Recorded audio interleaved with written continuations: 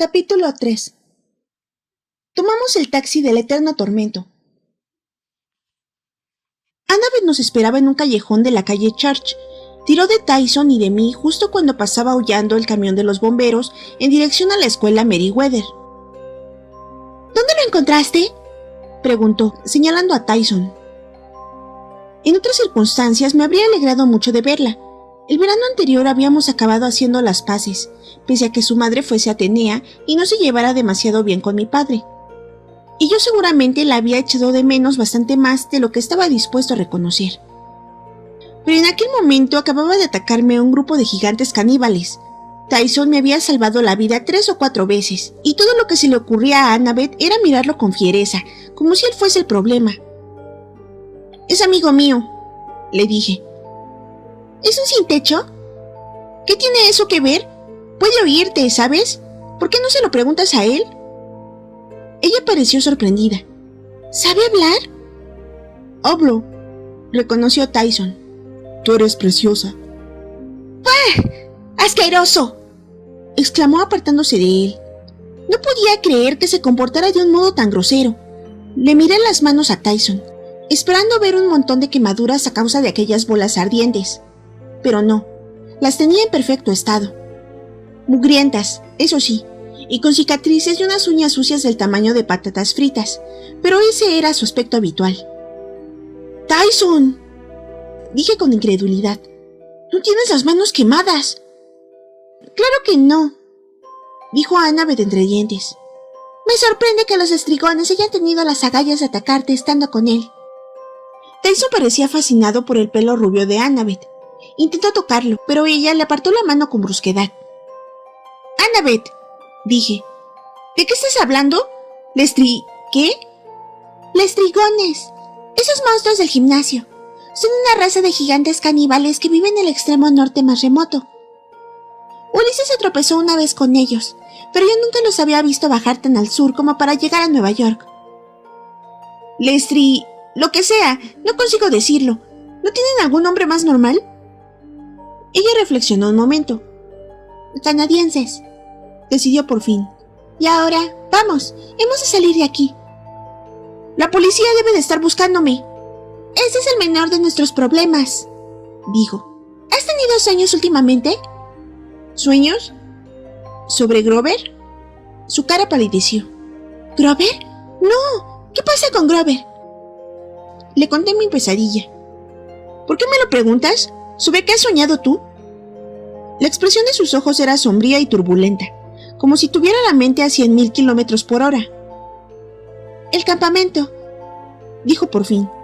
«Hay graves problemas en el campamento». «Mi madre me ha dicho lo mismo. ¿Pero qué clase de problemas?» «No lo sé con exactitud, pero algo no va bien. Tenemos que llegar allí cuanto antes. Desde que salí de Virginia me han perseguido monstruos intentando detenerme. ¿Tú has sufrido muchos ataques?» Meneé la cabeza. «Ninguno en todo el año. Hasta hoy». «¿Ninguno? ¿Pero cómo?» Se volvió hacia Tyson. «Ah». «¿Qué significa ah?» Tyson levantó la mano, como si aún estuviera en clase. «Los canadienses del gimnasio llamaban a Percy de un modo raro. ¿Hijo del dios del mar?» Annabeth y yo nos miramos. No sabía cómo explicárselo, pero sentí que Tyson se merecía la verdad después de haber arriesgado la vida. «Grandulón», dije, ¿has oído hablar de esas viejas historias sobre los dioses griegos? Zeus, Poseidón, Atenea. «Sí». «Bueno, pues esos dioses siguen vivos. Es como si se desplazaran siguiendo el curso de la civilización occidental y vivieran en los países más poderosos, de modo que ahora se encuentran en Estados Unidos. Y a veces tienen hijos con los mortales, hijos que nosotros llamamos mestizos». «Vale», dijo Tyson, como esperando que llegara lo importante. «Bueno, pues Annabeth y yo somos mestizos», dije. «Somos como héroes en fase de entrenamiento, y siempre que los monstruos encuentran nuestro rastro, nos atacan. Por eso aparecieron esos gigantes en el gimnasio. Monstruos». «Vale». Lo miré fijamente. No parecía sorprendido ni desconcertado, lo que me sorprendió y desconcertó a mí. «Entonces, ¿me crees?» Tyson asintió. «Pero, tú eres ¿El hijo del dios del mar? Sí, reconocí. Mi padre es Poseidón. Él frunció el ceño. Ahora sí parecía desconcertado. Pero entonces... Se oyó el aullido de una sirena y un coche de policía pasó a toda velocidad por delante del callejón. No hay tiempo para esto ahora, dijo Annabeth. Hablaremos en el taxi. ¿Un taxi hasta el campamento? Dije. ¿Sabes lo que nos puede costar? Tú confía en mí. Titubeé. ¿Y Tyson? Por un momento imaginé que llevaba a mi gigantesco amigo al campamento mestizo. Si ya se volvía loco en un territorio normal con los abusones de costumbre, ¿cómo iba a reaccionar en un campamento de semidioses? Por otro lado, la policía debía de estar buscándonos a los dos. No podemos dejarlo aquí, decidí. Se vería metido en un buen aprieto. Ya. Annabeth adoptó una expresión sombría. Tenemos que llevárnoslo. No hay duda. Venga, vamos. No me gustó su manera de decirlo, como si Tyson fuera una enfermedad maligna que requiriera hospitalización urgente. Aún así, la seguí hasta el final del callejón. Los tres nos fuimos deslizando a hurtadillas por los callejones del centro, mientras una gran columna de humo se elevaba a nuestras espaldas desde el gimnasio de la escuela. ¡Un momento! Annabeth se detuvo en la esquina de las calles Thomas y Trembo y rebuscó en su mochila. Espero que aún me quede alguna. Su aspecto era incluso peor de lo que me había parecido al principio. Tenía un corte en la barbilla y un montón de ramitas y hierbas enredadas en su cola de caballo, como si llevara varias noches durmiendo a la intemperie. Los desgarrones del dobladillo de sus vaqueros se parecían sospechosamente a las marcas de unas garras. ¿Qué estás buscando?, pregunté. Sonaban sirenas por todas partes. Supuse que no tardarían en pasar más policías por allí delante, en busca de unos delincuentes juveniles especializados en bombardear gimnasios. Seguro que Matt Sloan ya había hecho una declaración completa, y probablemente había tergiversado tanto las cosas que ahora los caníbales sedientos de sangre éramos Tyson y yo. He encontrado una. Loados sean los dioses. Annabeth sacó de la mochila una moneda de oro. Era un dracma, la moneda oficial del Monte Olimpo, con un retrato de Zeus en una cara y el Empire State en la otra. Annabeth, le dije, ningún taxista de Nueva York va a aceptar esa moneda. ¡Estati!, gritó ella en griego antiguo. ¡Oh, Harma Diabos! Como siempre, en cuanto se puso a hablar en la lengua del Olimpo, yo la entendí sin dificultades. Había dicho: «Detente, carro de la condenación». Fuera cual fuese su plan, aquello no me inspiraba mucho entusiasmo precisamente. Annabeth arrojó la moneda a la calle, pero en lugar de tintinear como es debido, el dracma se sumergió en el asfalto y desapareció. Durante unos segundos no ocurrió nada. Luego, poco a poco, en el mismo punto donde había caído la moneda, el asfalto se oscureció y se fue derritiendo, hasta convertirse en un charco del tamaño de una plaza de parking. Un charco lleno de un líquido burbujeante y rojo como la sangre. De allí fue emergiendo un coche. Era un taxi, de acuerdo, pero a diferencia de cualquier otro taxi de Nueva York, no era amarillo, sino de un gris ahumado. Quiero decir, parecía como si estuviese formado por humo, como si pudieras atravesarlo. Tenían unas palabras escritas en la puerta, algo como Gemna Six, pero mi dislexia me impedía descifrarlas. El cristal de la ventanilla del copiloto se bajó y una vieja sacó la cabeza. Unas greñas grisáceas le cubrían los ojos. Hablaba raro, farfullando entre dientes, como si acabara de meterse un chute de novocaína. ¿Cuántos pasajeros? 3 al campamento mestizo, dijo Annabeth. Abrió la puerta trasera y me indicó que subiera, como si todo aquello fuese normalísimo.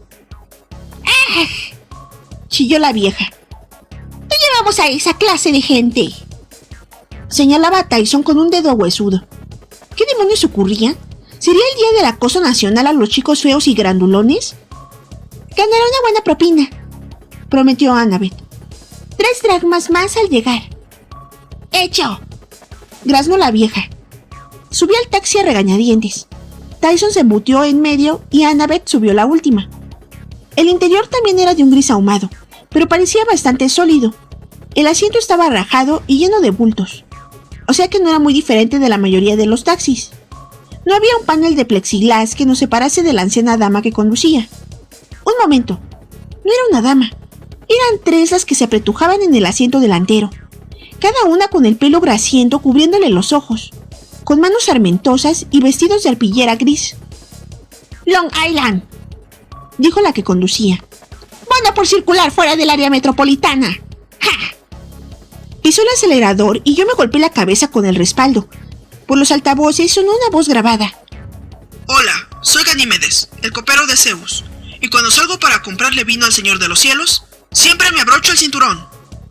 Bajé la vista y encontré una larga cadena negra en lugar del cinturón de seguridad. Decidí que tampoco era tan imprescindible, al menos de momento. El taxi aceleró mientras doblaba la esquina de West Broadway, y la dama gris que se sentaba en medio chilló. «¡Mira por dónde vas! ¡Doble a la izquierda!» «Si me dieras el ojo, Tempestad, yo también podría verlo». A ver, un momento, ¿qué era aquello de darle el ojo? No tuve tiempo de preguntar porque la conductora viró bruscamente para esquivar un camión que se nos venía encima. Se subió al bordillo con un traqueteo como para astillarse los dientes y voló hasta la siguiente manzana. «¡Avispa!», le dijo la tercera dama a la conductora. «Dame la moneda de la chica. Quiero morderla». «Ya la mordiste la última vez, Ira», contestó la conductora, que debía llamarse Avispa. «Esta vez me toca a mí». «De eso nada», chilló la tal Ira. «¡Semáforo rojo!», gritó la que iba en medio, Tempestad. «¡Frena!», aulló Ira. En lugar de frenar, Avispa pisó a fondo, volvió a subirse al bordillo, dobló la esquina con los neumáticos chirriando y derribó un kiosco. Mi estómago debía de haberse quedado 3 calles atrás.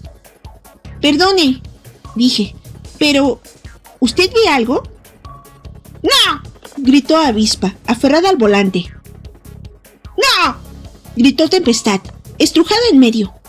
«¡Claro que no!», gritó Ira, junto a la ventanilla del copiloto, o del artillero, en las películas. Miré a Annabeth. «¿Son ciegas?» «No del todo», contestó ella. «Tienen un ojo». «¿Un ojo?» «Sí». «¿Cada una?» «No, uno para las 3. Tyson soltó un gruñido a mi lado y se aferró al asiento. No me siento bien. ¡Ay, dioses!, exclamé, recordando cómo se mareaba en las excursiones del colegio y, la verdad, no era algo que te apeteciera presenciar a menos de 15 metros. «Aguanta, grandulón. ¿Alguien tiene una bolsa o algo así?» Las 3 damas grises iban demasiado ocupadas riñendo entre ellas como para prestarme atención. Miré a Annabeth, que se agarraba como si en ello le fuera la vida, y le eché una mirada de «¿Cómo me has hecho esto a mí?» «Bueno», me dijo, «el taxi de las hermanas grises es la manera más rápida de llegar al campamento». «¿Entonces por qué no lo tomaste desde Virginia?» «Eso no cae en su área de servicio», replicó, como si fuera la cosa más evidente del mundo. «Solo trabajan en la zona de Nueva York y alrededores». «Hemos llevado a gente famosa en este taxi», exclamó Ira. «A Jason, por ejemplo. ¿Se acuerdan?» «No me lo recuerdes», gimió Avispa. «Y en esa época no teníamos taxi, vieja latosa. Ya hace 3000 años de aquello». «¡Dame el diente!». Ira intentó agarrarle la boca a Avispa, pero ella le apartó la mano. «Solo si Tempestad me da el ojo». «Ni hablar», chilló Tempestad. «Tú ya lo tuviste ayer. Pero ahora estoy conduciendo, vieja bruja». «¡Excusas! ¡Gira! ¡Tenías que girar ahí!». Avispa viró por la calle de Lancy y me vi estrujado entre Tyson y la puerta. Ella siguió dando gas y salimos propulsados por el puente de Williamsburg, a 100 y pico por hora. Las 3 hermanas se peleaban ahora de verdad, o sea, a bofetada limpia. Ira trataba de agarrar a Avispa por la cara y esta intentaba agarrarse la Tempestad. Mientras se gritaban unas a otras con los pelos alborotados y la boca abierta, me di cuenta de que ninguna de ellas tenía dientes, salvo Avispa, que lucía un incisivo entre amarillento y verdoso. En lugar de ojos, tenían los párpados cerrados y hundidos, con excepción de Ira, que sí disponía de un ojo verde inyectado en sangre que lo escrutaba todo con avidez, como si no le pareciera suficiente nada de lo que veía. Finalmente fue ella, Ira, que llevaba ventaja con su ojo, la que logró arrancarle el diente de un tirón a su hermana Avispa. Esta se puso tan furiosa que rozó el borde del puente de Williamsburg mientras chillaba. ¡Devuélvemelo! Tyson gimió y se agarró el estómago. Por si alguien quiere saberlo, dije, ¡vamos a morir! No te preocupes, dijo Annabeth, aunque sonaba súper preocupada. Las hermanas grises saben lo que hacen. Son muy sabias, en realidad. Aún viniendo de la hija de Atenea, aquel comentario no logró tranquilizarme. Corríamos a toda velocidad por el borde mismo del puente, a 40 metros del East River. Sí, muy sabias. Ira nos lanzó una ancha sonrisa a través del retrovisor y aprovechó para lucir el diente que acababa de apropiarse. ¡Sabemos cosas! ¡Todas las calles de Manhattan!, dijo Avispa fanfarroneando, sin dejar de bofetear a su hermana. ¡La capital de Nepal! ¡La posición que andas buscando!, añadió Tempestad. Sus hermanas se pusieron a porrearla desde ambos lados, mientras le gritaban, ¡cierra el pico! ¡Ni siquiera lo he preguntado! ¿Cómo?, dije. ¿Qué posición? Yo no estoy buscando... ¡Nada!, dijo Tempestad. Tienes razón, chico. No es nada.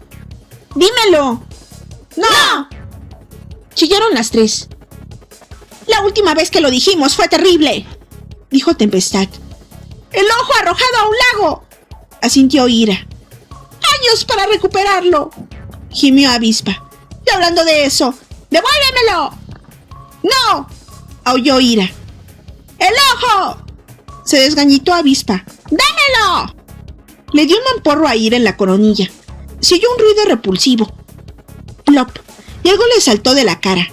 Ira lo buscó a tientas. Intentó atraparlo, pero lo único que logró fue golpearlo con el dorso de la mano. El viscoso globo verde salió volando por encima de su hombro y fue a caer directamente en mi regazo. Yo di un salto tan brutal que me golpeé la cabeza con el techo y el globo ocular cayó rodando. ¡No veo nada!, berraron las tres hermanas. ¡Dame el ojo!, aulló Avispa. ¡Dale el ojo!, gritó Annabeth. ¡Yo no lo tengo!, dije. Ahí, lo tienes al lado del pie, dijo Annabeth. ¡No lo pises! ¡Recógelo! ¡No pienso recogerlo! El taxi golpeó la barandilla y continuó derrapando, pegado a aquella barra de metal, con un espantoso chirrido de afilar cuchillos.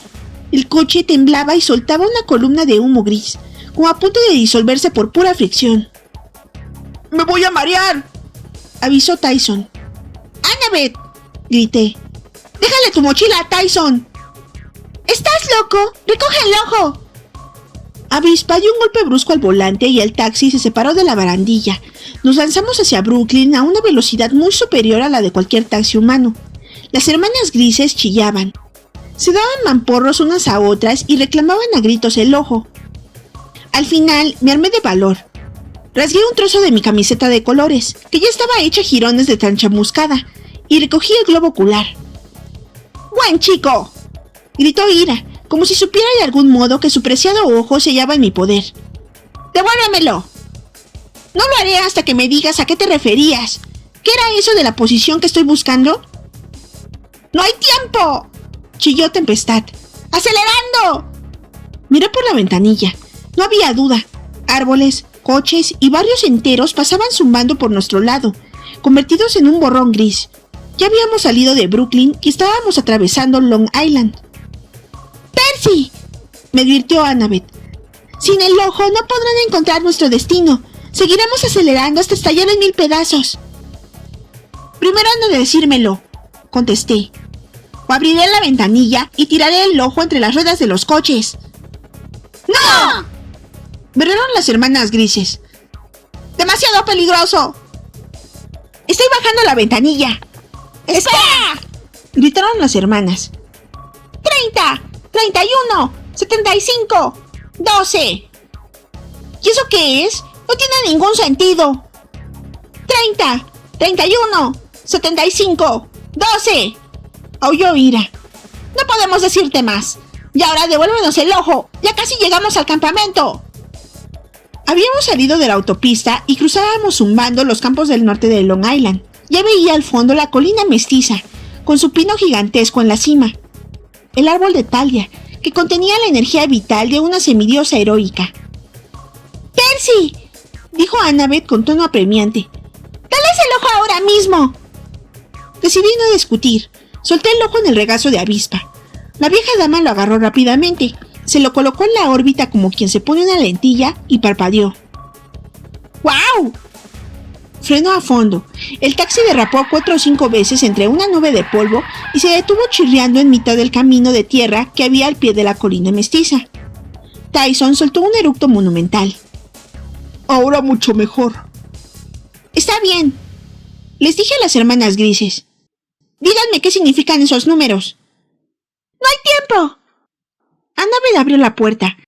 ¡Tenemos que bajar ahora mismo! Iba a preguntar por qué, cuando levanté la vista hacia la colina mestiza y lo comprendí. En la cima había un grupo de campistas, y los estaban atacando. Capítulo 4. Tyson juega con fuego. En cuestión de mitología, hay una cosa que odio aún más que los tríos de viejas damas: los toros.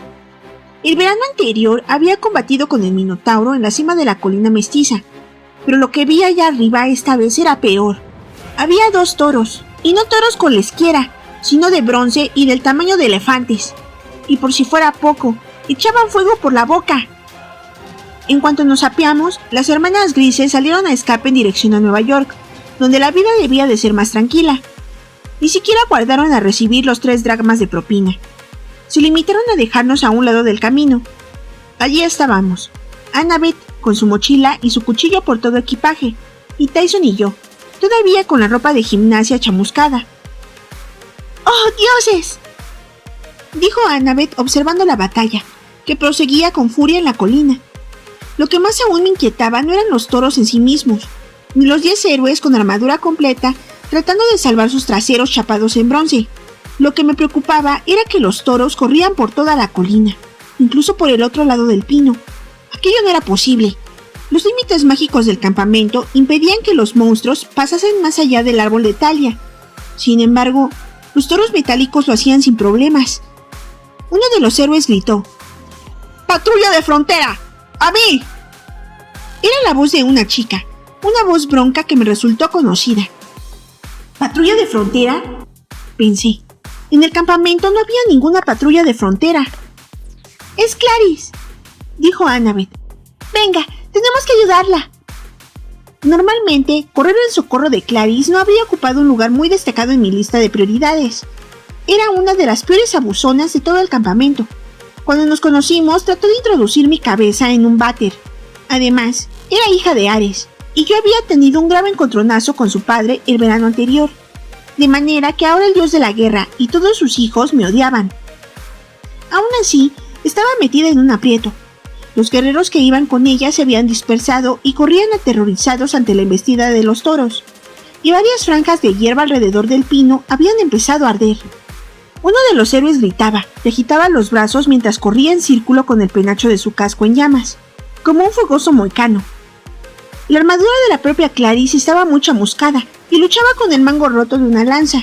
El otro extremo había quedado incrustado inútilmente en la articulación del hombro de un toro metálico. Destapé mi bolígrafo y con un temblor empezó a crecer, a hacerse más pesado, y en un abrir y cerrar de ojos tuve la espada de bronce Anaclusmos en mis manos. «Tyson, quédate aquí, no quiero que corras más riesgos». «No», dijo Annabeth, «lo necesitamos». Yo la miré. Es un mortal. Tuvo suerte con las bolas de fuego, pero lo que no puede... Percy, ¿sabes quiénes son esos de allá arriba?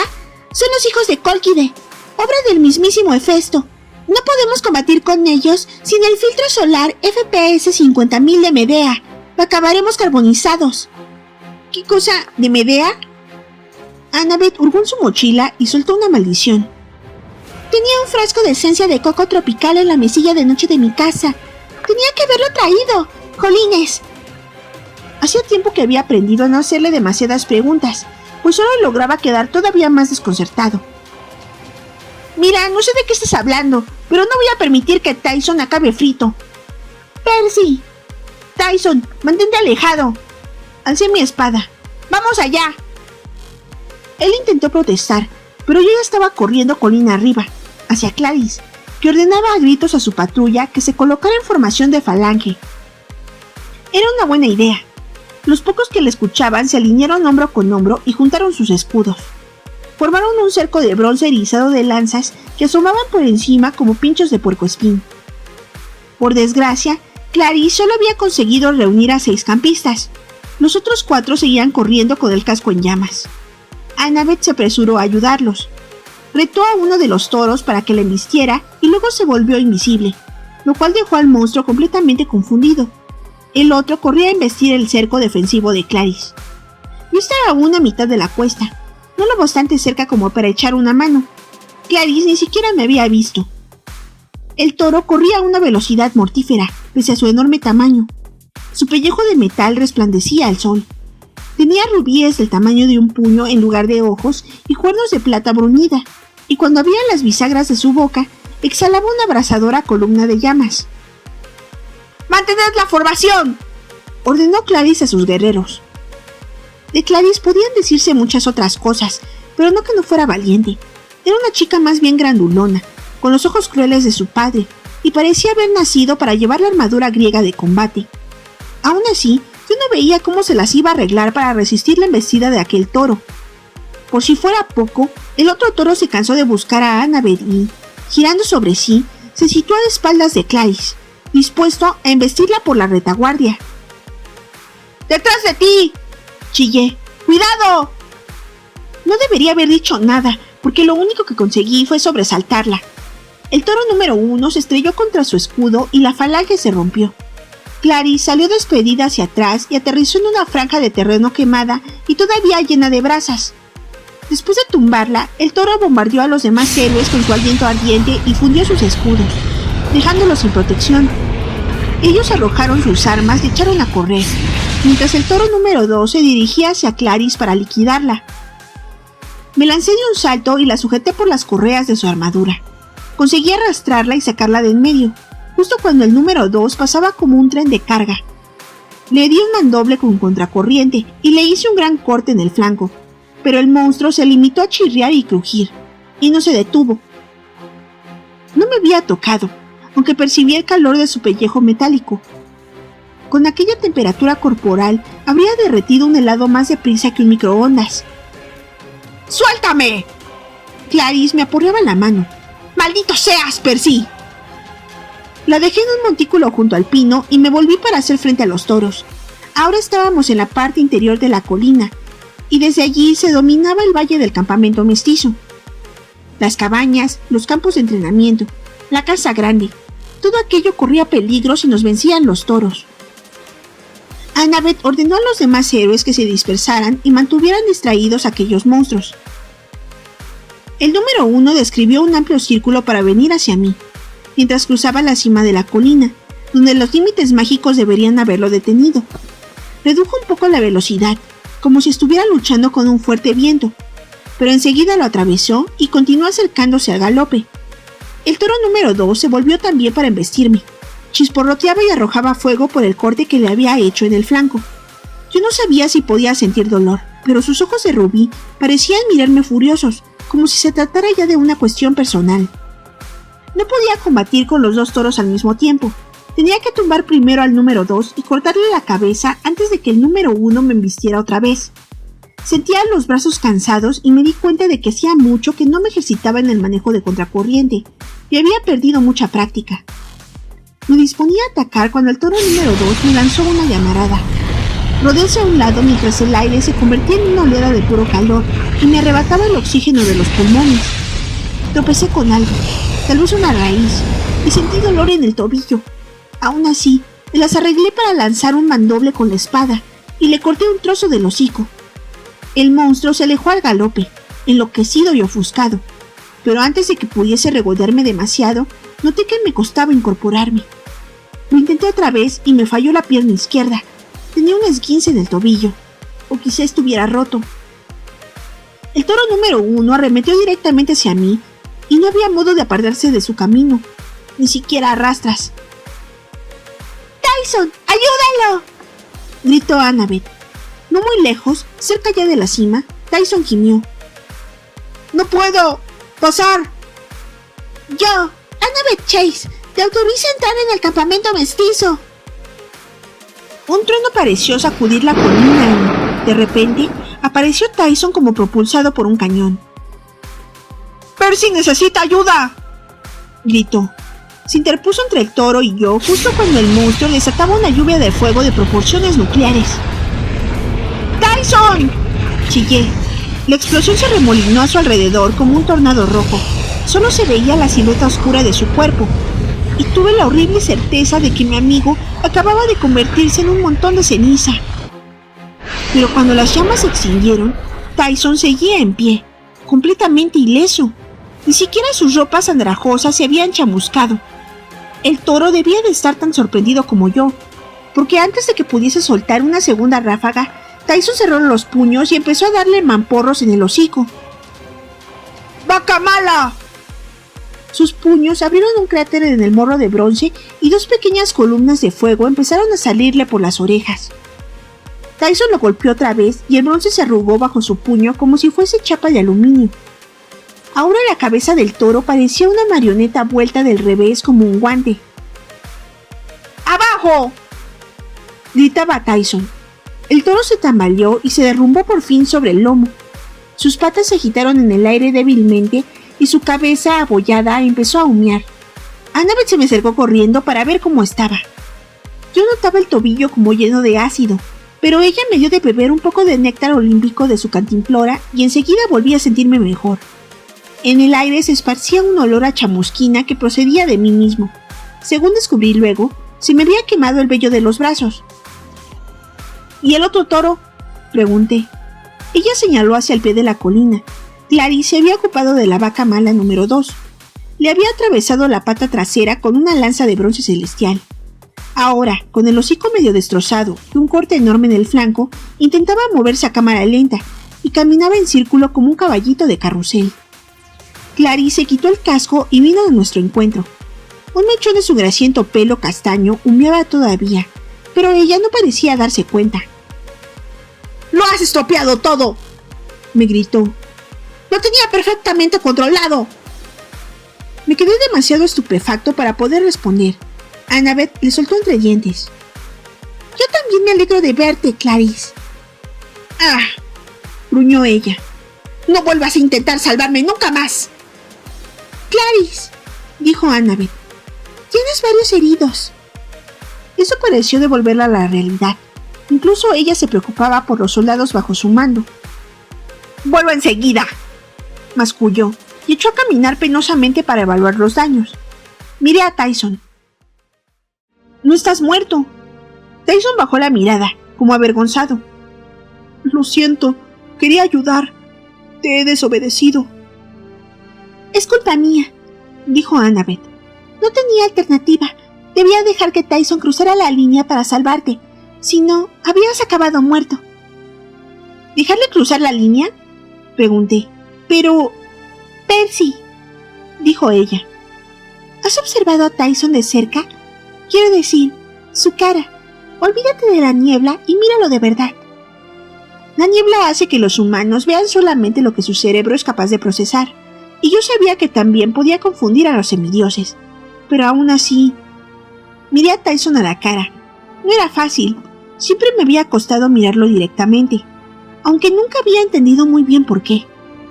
Creía que era porque siempre tenía mantequilla de cacahuate entre sus dientes retorcidos. Me obligué a concentrarme en su enorme narizota pulvosa y luego, un poco más arriba, en sus ojos. No en sus ojos, en su ojo. Un enorme ojo marrón en mitad de la frente, con espesas pestañas y grandes lagrimones deslizándose por ambas mejillas. Tyson, tartamudeé. Eres un cíclope, confirmó Annabeth. Casi un bebé, por su aspecto. Probablemente por esa razón no podía traspasar la línea mágica con tanta facilidad como los toros. Tyson es uno de los huérfanos sin techo. ¿De los qué? Están en casi todas las grandes ciudades, dijo Annabeth con repugnancia. Son errores, Percy. Hijos de los espíritus de la naturaleza y de los dioses. Bueno, de un dios en particular, la mayor parte de las veces. Y no siempre salen bien. Nadie los quiere y acaban abandonados. Enloquecen poco a poco en las calles. No sé cómo te habrás encontrado con este, pero es evidente que le caes bien. Debemos llevarlo ante Quirón para que él decida qué hacer. Pero el fuego, ¿cómo? Es un cíclope. Annabeth hizo una pausa, como si estuviese recordando algo desagradable. Y los cíclopes trabajan en las fraguas de los dioses. Son inmunes al fuego. Eso es lo que intentaba explicarte. Yo estaba completamente estupefacto. ¿Cómo era posible que no me hubiera dado cuenta? Pero no tuve mucho tiempo para pensar en ello.